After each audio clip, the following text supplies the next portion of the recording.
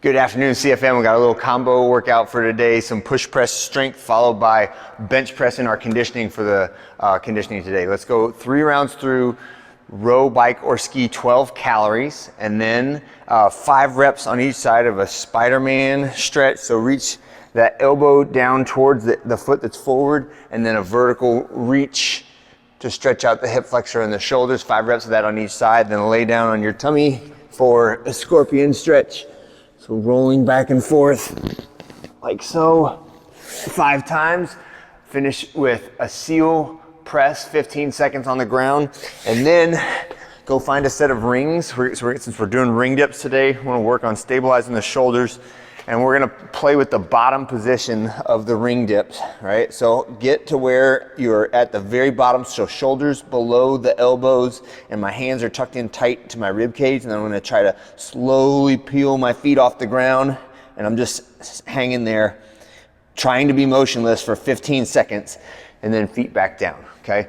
So those isometric holds at the different ranges of the dip or push up or squat or whatever work on the strength of the connective tissue as well as just the muscles, but it is familiarizing and toughening up the tissue in the joint for all those end range positions, right? Okay, when we get to our workout here, we're gonna have push press is the strength movement, and we're going 5 reps, 5 sets of 5 in that 75 to 80% of your 1 rep max push press. You can use a little bit, like about 10 to 15% higher weight if you're using your shoulder press 1 rep max.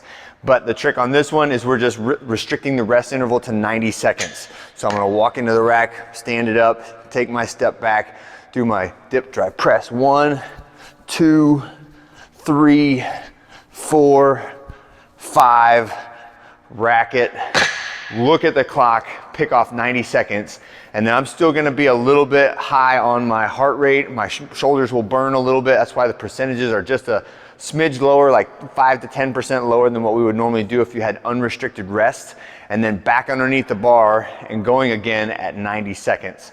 So we're really restricting the amount of recovery, but demanding that you still perform the reps. So this is a really good trigger for all of the beneficial hormones in the body when we do a relatively heavyweight compound joint exercise and restrict the rest interval, okay? When we finish that, we're gonna take our bench, set it up, bar comes down, the J hooks come down, use the little blue marks on here to set up your bar, and now we've got the bar in the bench press position. We've already got a little weight on it. Probably don't have as much as we will use for the bench press, but we've got it all set up there, okay? And now we're gonna do a countdown starting at 10 reps and going down to 1 rep. I would recommend doing this with a partner or a small group and not worrying so much about the time that it takes you to do this, because you know that you're gonna need a spot and your partners are gonna need a spot. So whenever we do bench press in a conditioning workout, always ask for everybody to just kind of relax their mindset about it and say, I'm gonna get through this, I'm gonna make it really tough, I'm gonna go harder than I wanna go, but not to a dangerous point because I have my spotter there with me, okay? So starting at 10, we're doing bench press. So down, up, for 10, rack the weight. Then I'm getting my sandbag. We're gonna do overhead walking lunges, and this is reps per leg, right? So 10 reps total, 10 reps per leg with the sandbag in the overhead position. So it's 1, 1, and then 2, 2, 3, 3, all the way up to 10, right? And then my last is ring dips, and today I've asked for strict dips. If you're doing them with the band, they're gonna be strict. The only way they would not be strict is unassisted with assistance of a kip.